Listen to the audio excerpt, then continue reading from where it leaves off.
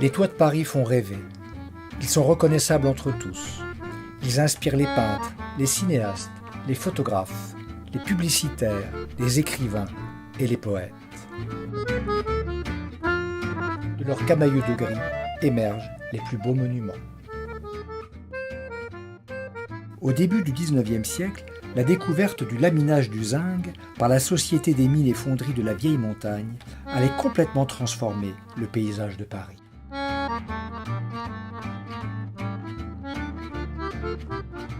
C'est sous le préfet Rambuteau que l'on utilisa le zinc pour la première fois pour couvrir des bâtiments publics et quelques immeubles neufs. Mais c'est surtout à partir de 1852, sous le règne de Napoléon III et du baron Haussmann, préfet de Paris, que la pose du zinc s'est généralisée sur les terrassons des toits à la mansarde. Imaginez, après l'éventrement du vieux Paris, près de 30 000 immeubles haussmanniens ont été construits le long des nouvelles avenues. Tous ces immeubles ont été recouverts de zinc. Aujourd'hui, les toits parisiens, c'est d'abord ce mariage harmonieux du zinc et de l'ardoise.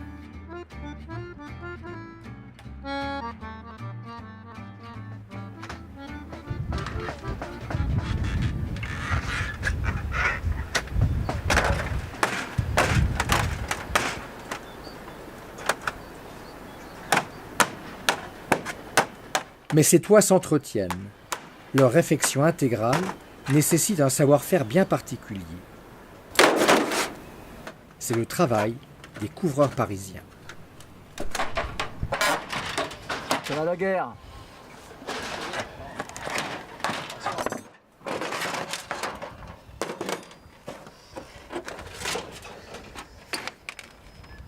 Au pied de la colline de Montmartre, Gilbert et Frédéric, deux compagnons couvreurs, vont nous montrer l'art et la manière de changer une couverture en zinc à tasseau.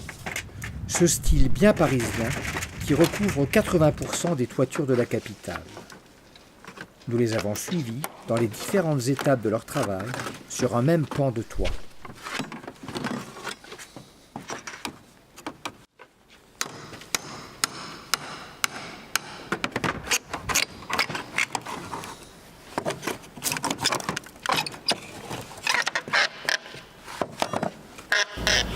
Mon parcours, c'est au départ un CAP de mécanicien ajusteur.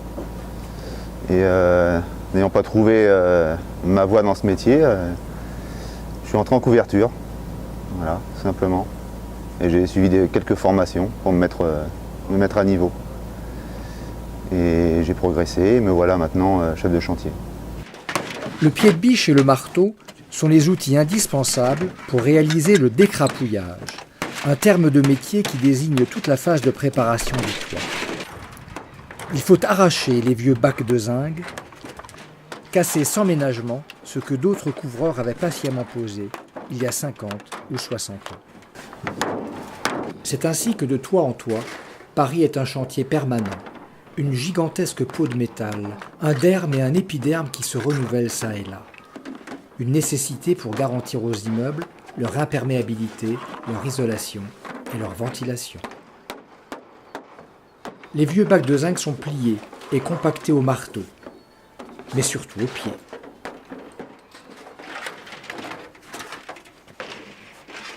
Son zinc en paquet sera plus facile à descendre par le treuil. Mais il n'y a pas de perte. Le métal sera fondu et recyclé. Alors j'ai commencé comme apprenti chez Battet Meunier, pour Saint-Gervais. Et j'ai démarré comme manœuvre. Et puis après je suis parti en formation à Quimper, AFPA, Centre de formation professionnelle pour adultes. Je suis resté une année à Quimper où j'ai appris le métier, l'ardoise, le zinc, la tuile. Et puis après je suis formé sur le tas. Je suis revenu avec un CAP.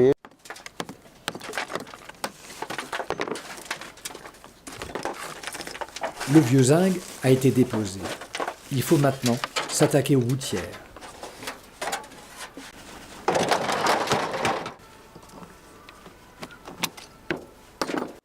il faut casser le plâtre qui retient les crochets. Tout sera refait à neuf.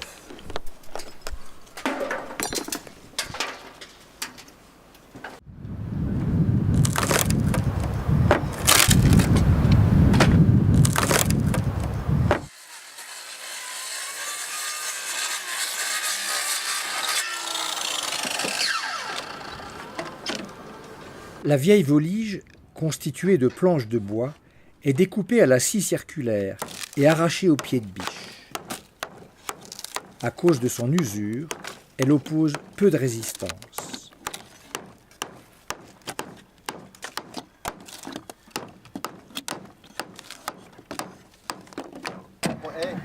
Mets la laine de verre.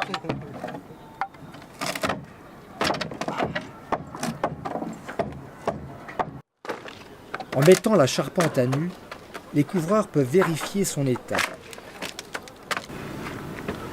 Chaque chevron est inspecté et consolidé si nécessaire. Les têtes des vieux clous sont enfoncées plutôt que retirées. Les coups de marteau permettent aussi de tester, au son, si un chevron est fendu ou défaillant.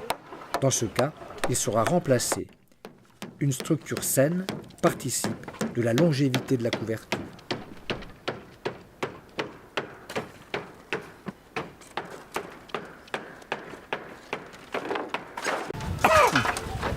Casquette. Gilbert, tu vas rechaud la tête,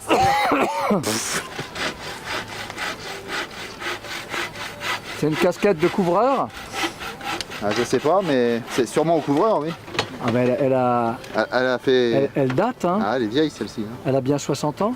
Ah ouais. C'est incroyable. Titi parisien. C'est une casquette de Titi parisien, de Poulbeau un peu. Oui, c'est vrai. À Montmartre, hein, on est dans le coin. Hein. La guinguette. Ouais, guinguette. Ouais. Un trophée.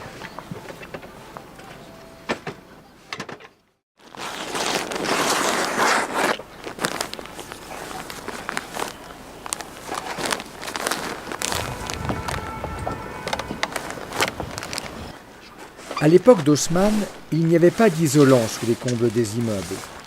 Aujourd'hui, la pose d'un isolant à haute performance énergétique est une étape cruciale dans la réfection d'une toiture. C'est là que s'inscrit la part de modernité de ce métier ancestral et traditionnel.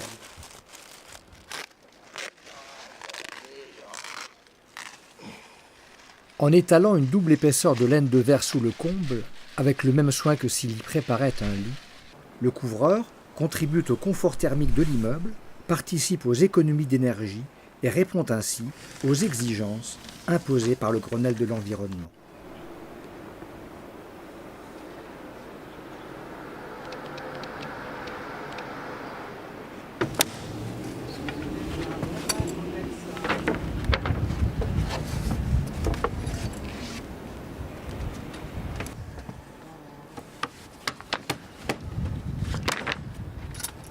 Le comble rembourré de laine de verre, les couvreurs peuvent commencer le voligeage. La volige neuve est constituée de planches de bois de conifères traitées. Les planches sont posées et clouées perpendiculairement au chevet.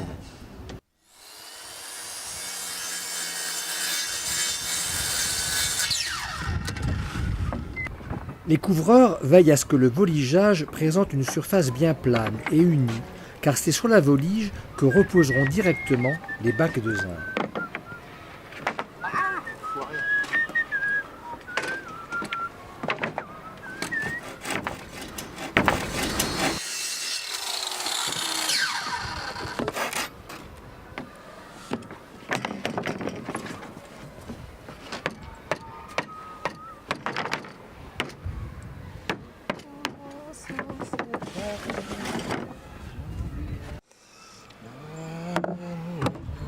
La volige est clouée méthodiquement.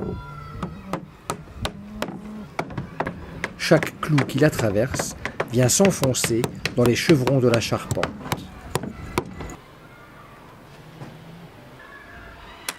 Vient ensuite une opération délicate.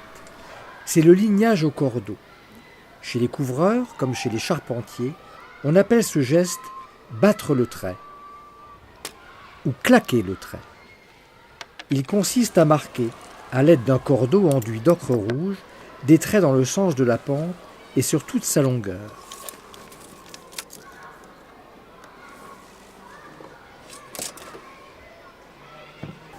Ces traits parallèles, à égale distance les uns des autres, désignent l'emplacement précis sur lequel les compagnons vont poser des tasseaux.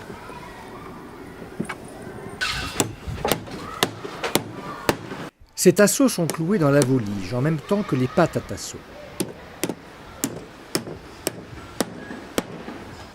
Ils sont coupés à la bonne longueur, à l'égout du toit. Leur écartement régulier marque la largeur exacte des bacs de zinc qui viendront se placer entre eux. Ils préfigurent cette couverture en relief dite à tasseau qui donne à l'ensemble des toits en zinc de Paris son aspect zébré si particulier. Maintenant, le toit est prêt à recevoir son habillage en zinc. Comme dans la haute couture, cet habillage se prépare par la confection préalable de petites pièces de raccord. On les appelle les pattes cuivre étamées.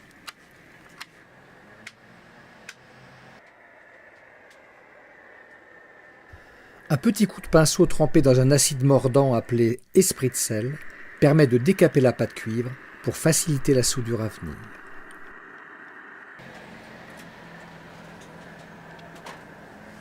Le couvreur brosse sa targette, un alliage composé de 2 tiers de plomb et d'1 tiers d'étain.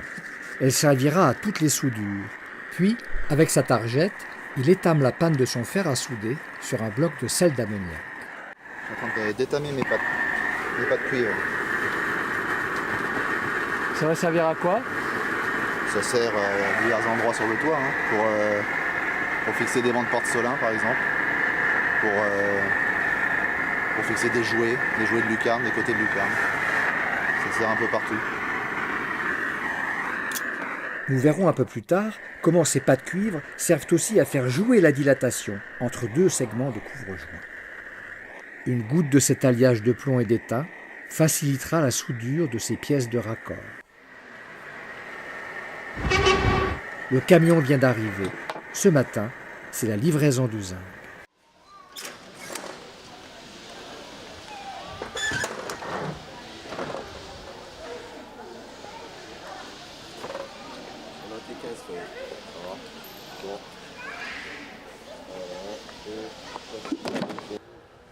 Les feuilles sont livrées en grande longueur, 2 mètres sur 65 cm.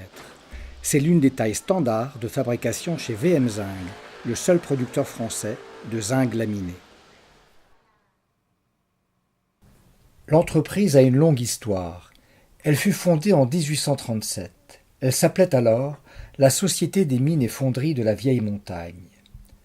Ces volumes sont conservés dans le musée de l'entreprise VM Zinc, à Auby, dans le Nord.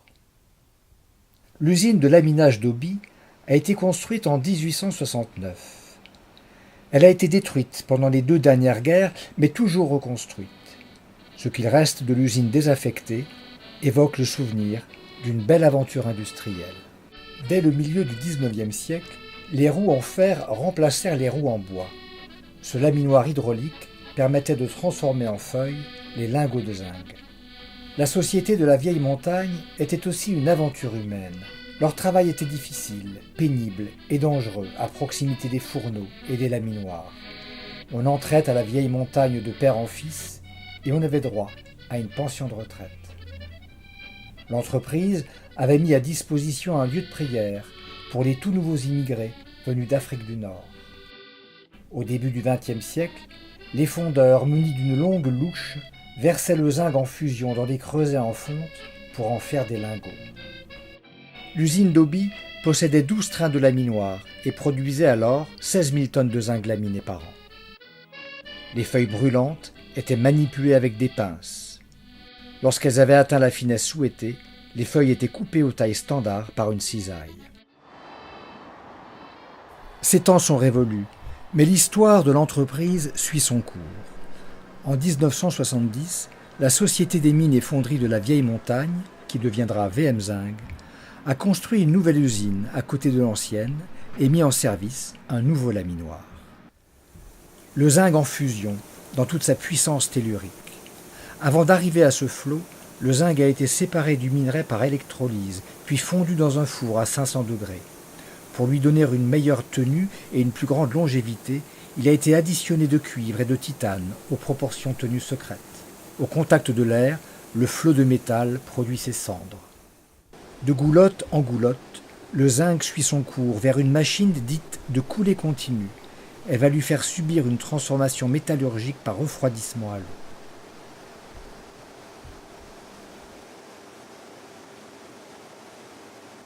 Le flot impétueux s'est transformé en un fleuve lent, régulier et puissant. En termes de métier, on l'appelle la brame. C'est une coulée continue à l'état solide qui se structure pendant son long parcours. Sa consistance est pâteuse, mais ne vous avisez pas d'y poser la main, sa température dépasse 300 degrés. Sa longueur est variable, elle correspond au poids de la bobine finale commandée par le client. Elle peut mesurer plusieurs dizaines de mètres, mais sa largeur est toujours la même, 1,10 m.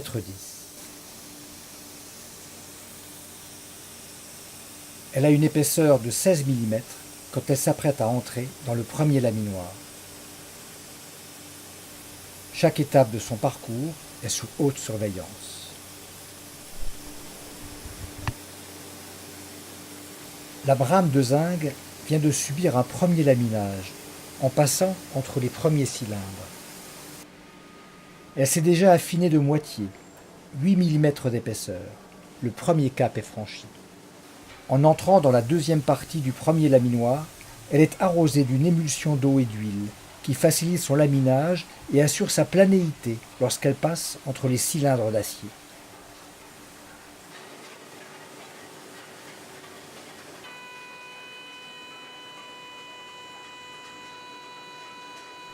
Le travail est précis.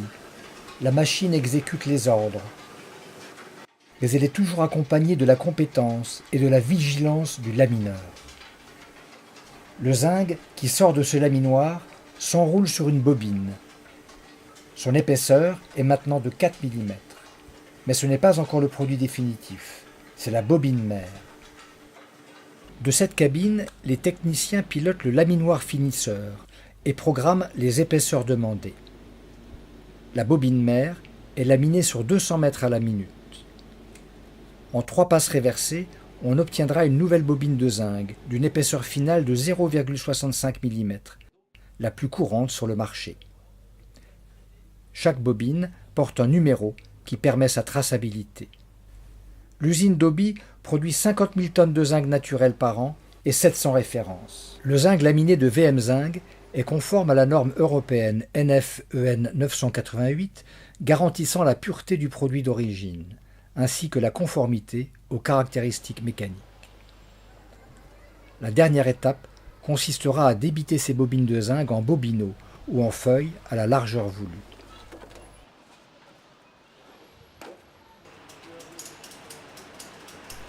La feuille de zinc naturelle reste le produit traditionnel pour la couverture des toits de Paris.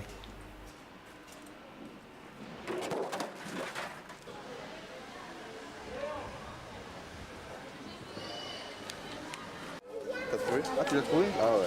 Ah, donne note. Voilà, salut. À la prochaine, ciao. Ouais, ciao.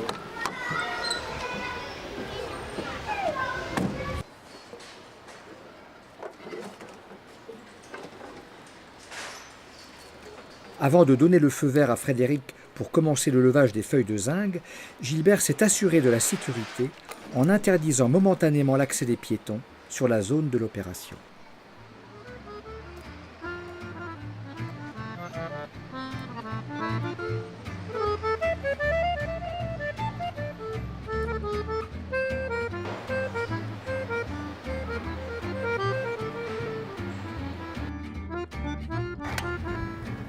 Entre la rue et le toit, le treuil électrique. Il permet de descendre les gravats et de faire monter les matériaux neufs sur le chantier.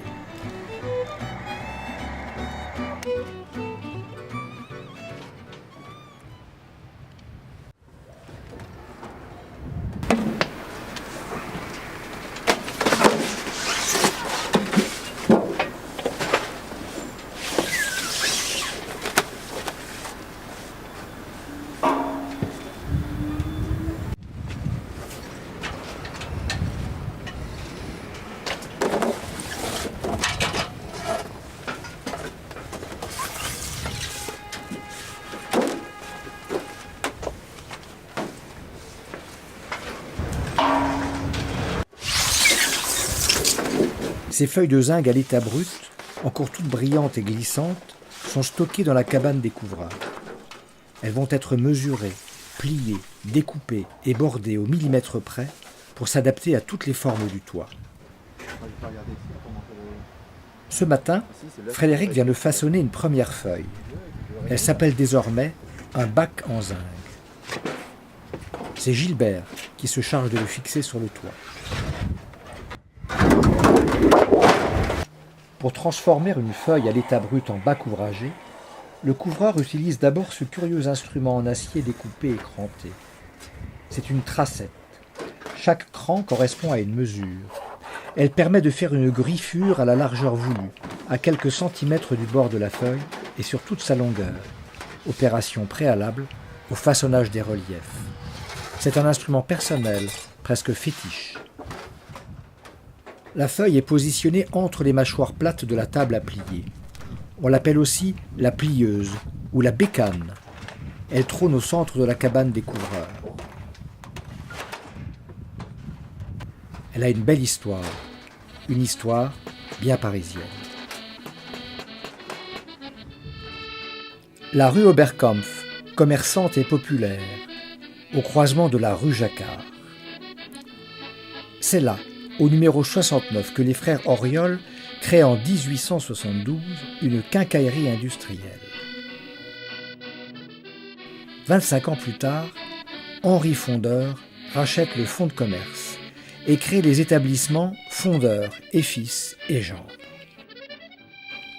Une entreprise familiale dédiée à l'innovation, à la fabrication et au commerce d'outils et de machines pour la plomberie, la couverture et le chauffage. Fondeur existe toujours à la même adresse et reste une référence dans son domaine. De son atelier sont sortis des milliers d'outils et de machines, mais surtout, en 1905, la fameuse plieuse ourleuse portative de chantier, brevetée par Henri Fondeur et qu'il n'a cessé de perfectionner. À ses débuts, la structure de la mâchoire était en bois. Les poignées ou leviers, très fonctionnels, servaient à la fois à ouvrir et à serrer les mâchoires de la plieuse.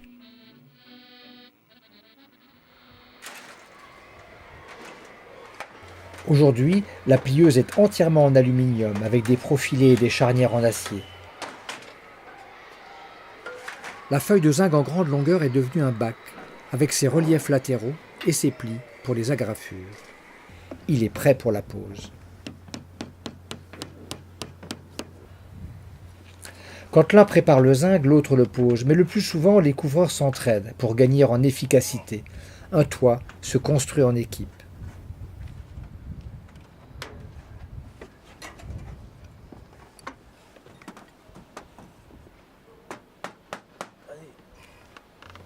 Lorsque le bac de zinc est bien positionné, les couvreurs rabattent sur les reliefs du bac les pattes à tasseau, ces petites pièces de zinc qui ont été glissées et clouées sous les tasseaux. C'est ainsi que, de bac en bac, le toit se couvre de zinc.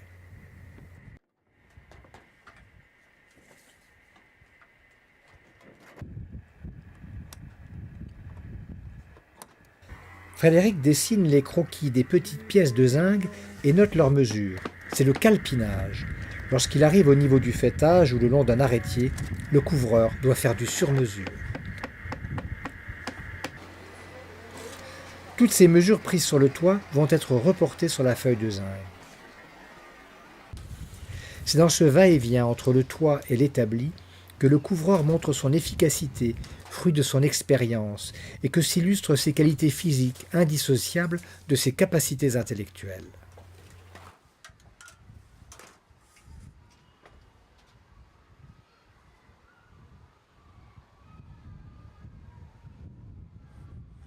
Le coulisseau en zinc sert de règle. Frédéric mesure et trace les lignes qui permettront de façonner la forme de la pièce.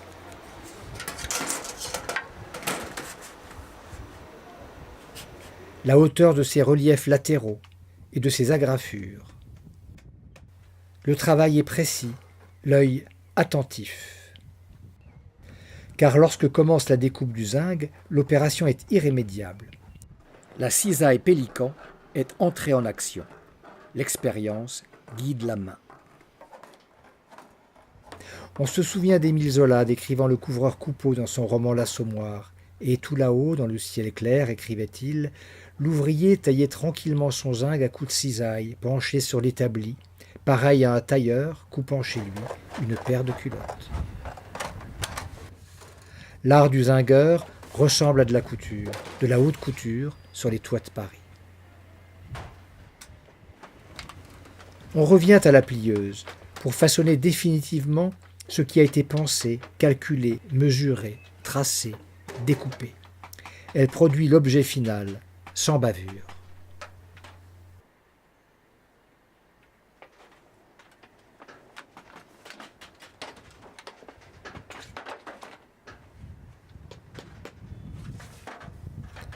Les derniers ajustements des reliefs se font à la pince à border, un outil indispensable au pliage du zinc.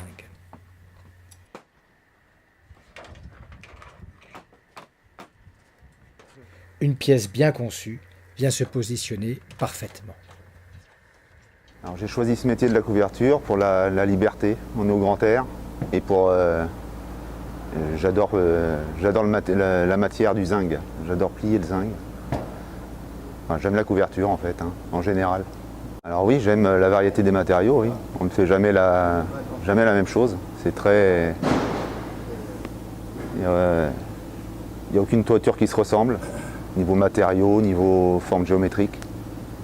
C'est hyper intéressant, quoi. Alors moi, ce que j'aime, c'est le zinc et l'ardoise, l'haussmannien. J'adore. C'est le top, quoi. Le couvreur et son matériau ont en commun une grande capacité d'adaptation pour trouver toujours la meilleure solution. Une solution au millimètre près, car de la précision de la pose dépendra l'imperméabilité de la couverture.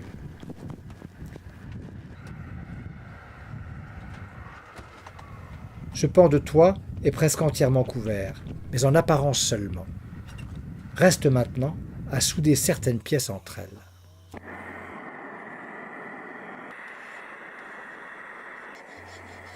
Un petit coup de lime sur la panne du fer à souder garantit une meilleure finition. Après l'étamage sur le bloc de sel d'ammoniac, la soudure peut commencer, à l'aide de la targette. Il s'agit là de souder les reliefs à l'angle de chaque bac, une opération indispensable pour assurer à tout l'ensemble son imperméabilité. Le petit pinceau trempé dans un acide mordant sert à décaper le zinc avant la soudure. Ici, pour cette jointure particulière, la soudure est renforcée. C'est une soudure barrée, dite aussi à côte. Pour qu'elle soit régulière, le geste du couvreur doit être sûr, expérimenté. Là encore, on se rapproche de la haute couture. L'éponge nettoie ce qu'il reste du décapant et le chiffon assure la finition de la soudure.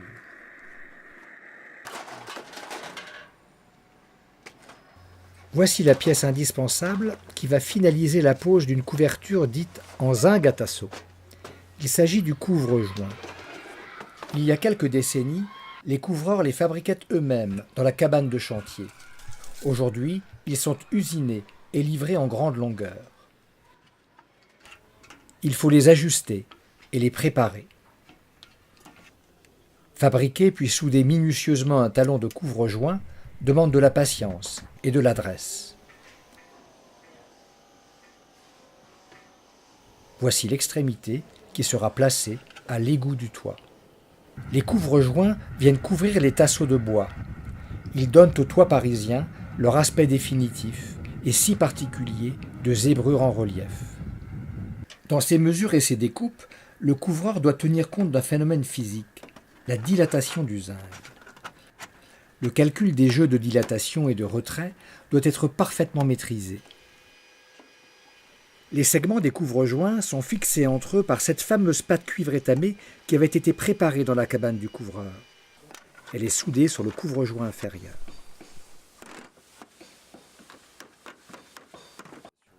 Après avoir rabattu la pâte cuivre, le couvreur lui donne du ressort en la roulant autour d'un clou à l'aide d'un deuxième clou.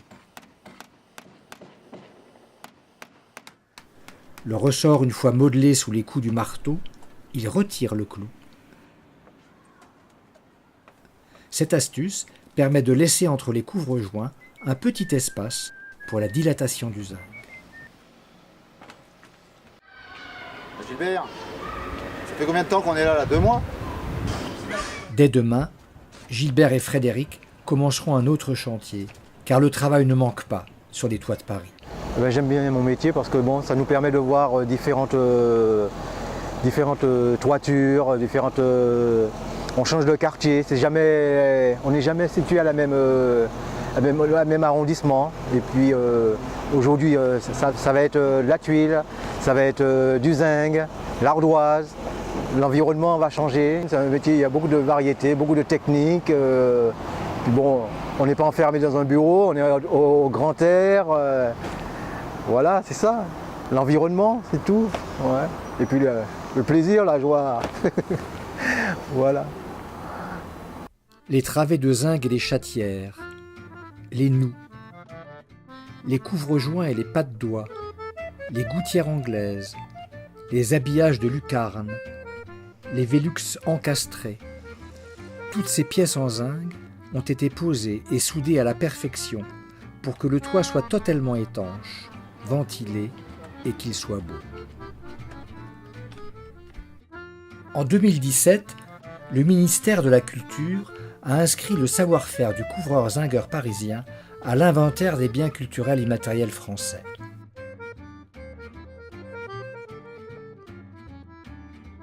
C'est grâce au savoir-faire de tous ces couvreurs, bientôt reconnus au patrimoine culturel immatériel de l'UNESCO, que les toits de Paris continueront de faire rêver le monde entier. I love Paris in the springtime. I love Paris in the fall. I love Paris in the winter when it drizzles. I love Paris in the summer when it sizzles. I love Paris every moment of the